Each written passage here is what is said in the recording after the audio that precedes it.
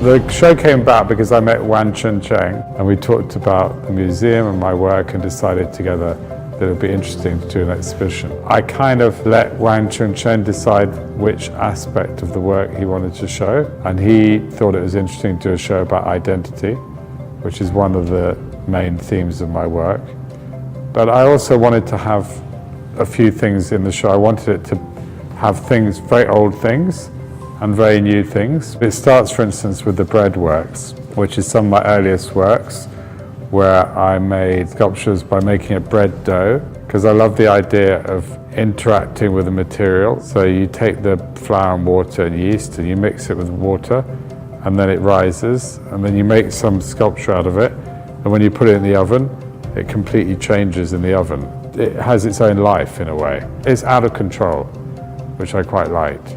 And then the other sculptures that I made in bread, which is I traced around my hand and then drew the pictures of the lines on the hand and put it in the oven. There's this tradition that the lines of your hand is somehow your destiny.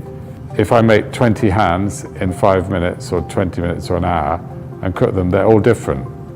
So for me, it's about how destiny is no such thing, it's always changing. So every decision we make changes our destiny. It's about free will.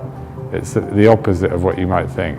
So it's not about the fact that our destiny is fixed, it's about that it's totally changeable. And in the show, I'm having a working bakery in CAFA, and then visitors and students can make hands, and by the end of the show, maybe the whole gallery will be covered in hands that we've made.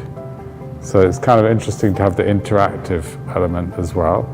This big group of the hands, they all look the same from a distance, but when you look at each one, it's unique, like a big crowd of people or something. So there's something interesting about that.